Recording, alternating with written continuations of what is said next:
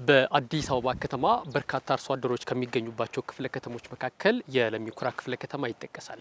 አሁን በለሚ ኩራ ክፍለ ከተማ ወረዳ 6 ውስጥ እንገኛለን። በዚህ ክፍለ ከተማ ላይ በርካታ የግብርና እንቅስቃሴዎች ይከናወናሉ። በግብርና እንቅስቃሴዎችም የተለያዩ ምርቶች ይከናወናሉ። በእነዚህ ምርቶች አማካኝነት በተለይም ደግሞ እንደ ቲማቲም፣ ሽንኩርትና ሌሎች የግብርና ምርቶች እየተመረቱ ለገበያ ይቀርባሉ። አሁን እዚህ የምታዩት ሽንኩርትና ቲማቲም ነው። ሌላ ቦታ ደግሞ ነጭ ሽንኩርትና የተለያዩ እንደ ጎመን የተለያዩ ነገሮች ስላሉ እነሱ ላይ ተሰማርቼ ሌላም በተጨማሪ ከብት ማደለብ ላይም ተሰማርቼ እየሰራው ነው ማለት ነው። አቶ መኮንን በግብርናው ዘርፍ ተሰማርተው ባስመዘገቡት እመርታ በክፍለ ከተማው ሞዴል አርሶ አደር መሆን ችለዋል። መኖሪያቸውን በሀገሪቱ መዲና ያደረጉት እኒህ አርሶ አደር ግብርና ሕይወቴ ብለው ጠንክረው በመስራታቸው ዛሬ ላይ በብዙ መልኩ ተጠቃሚ መሆን ችለዋል። ከብት ማደለብ ላይም ከዚህ በፊት ዶሮ እርባታ ላይም ስሰራ ነበር። በጣም ተጠቃሚ ሆኛለሁ።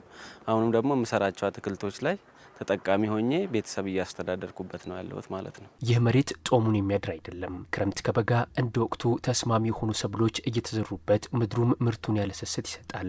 በዘርፉ አርሶ አደሮች ውጤታማ የሆኑ ዘንድ በሚመለከተው አካል እየተደረገ ያለ ድጋፍ የላቀ መሆኑንም አቶ መኮንን ተናግረዋል።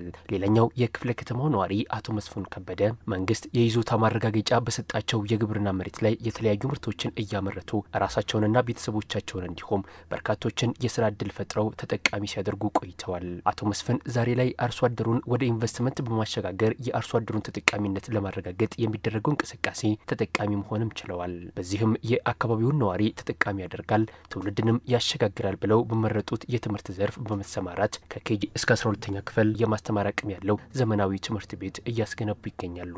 ከከተማ ግብርና ወደ ተሻለ ኢንቨስትመንት አርሶ አደሩ በመረጠው አማራጩን ላይ ይሰማራ ባሉት መሰረት መንግስትም ከጎናችን ሆኖ በየድርሻ ያሉት አካላት ደግፈውን ይሄን ከጀርባ ያለ ግራውንድ ፕላስ 4 ቤዝመንት ያለው ከኬጂ እስከ 8ኛ ክፍል ኤ ብሎክ ነው። ሁለተኛው ብሎክ ደግሞ እዛ አካባቢ ነው። አሁን በወቅቱ ፋውንዴሽን ልንቆፍር ነው። በዘርፉ በመሰማራታቸው ላቅ ያለ ደስታ እንደሚሰማቸው የሚናገሩት አቶ መስፍን በአንድ በኩል ግብርናውን በሌላ በኩል ደግሞ የኢንቨስትመንት ስራቸውን እንደሚያከናውኑ ተናግረዋል። ለትውልድ የምንገነባው ነገር ማለት ነው ለትውልድ ይቀራል። እኛ ነገ አላፊነን ትውልድ ይተካበታል። ይሄን ከምንም በላይ እኔ በጣም ደስተኛ ነኝ። ድሮ የማቅደውን እቅድ ድሮ የማስበውን ሀሳብ እዚህ ጋር በመተግበሬ ፍጹም የሆነ ደስታ ነው የሚሰማኝና ሁሉም በዚህ ደስተኛ ነው። የለሚ ኩራ ክፍለ ከተማ ዋና ስራ አስፈጻሚ አቶ አድማሱ ደቻሳ በክፍለ ከተማው የአርሶ አደሩን ተጠቃሚነት ለማረጋገጥ በተከናወኑ ስራዎች ትልልቅ የኢንቨስትመንት ስራ ላይ የተሰማሩ አርሶ አደሮችን መፍጠር መቻሉን ገልጸዋል። ይህን ስራ አጠናክሮ ማስቀጠል ስለሚያስፈልግ በተያዘው የበጀት ዓመት 52 አርሶ አደሮችና የአርሶ አደር ልጆች የተካተቱባቸው ማህበራት ማደራጀት መቻሉን ተናግረዋል። እነዚህ ማህበራት በሙሉ አቅማቸው ወደ ስራ ሲገቡ የከተማዋን የኑሮ ውድነት ማረጋጋትና የገበያ ሚዛን ከማስጠበቅ አኳያ አበርክቶ እንደሚኖራቸው ጠቁመዋል። ትልቅ የኢንቨስትመንት ስራ ላይ እየተሰማሩ ያሉ አርሶ አደሮች በዚህ መፍጠር ተችሏል። ይሄ እንዳለ ሆኖ በዚህ ዓመትም ይሄን አጠናክሮ ማስቀጠል ስለሚያስፈልግ እስካሁን ያደራጀናቸው ወደ 52 ማህበራት አሉ። በሰው ወደ 260 አርሶ አደርና የአርሶ አደር ልጆች አሉ። እነዚህ ማህበራትና የሰው ኃይል ወደ ስራ ሲገቡ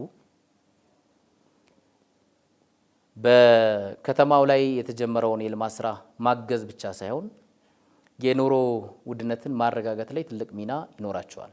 የስራ እድል ፈጠራ ላይ ትልቅ ሚና ይኖራቸዋል። በሌላ በኩል የአርሶ አደሮች የይዞታ ካርታ ማረጋገጫ እንዲያገኙ ከማድረግ አኳያም በርካታ ስራዎች መከናወናቸውን ስራ አስፈጻሚው ተናግረዋል። በክፍለ ከተማው በርካታ አርሶ አደርና የአርሶ አደር ልጆች መኖራቸውን መሰረት በማድረግ ከይዞታ ማረጋገጫ ካርታ መስጠት ጋር ተያይዘው ያሉ ስራዎች ተጠናክረው ይቀጥላሉ ብለዋል።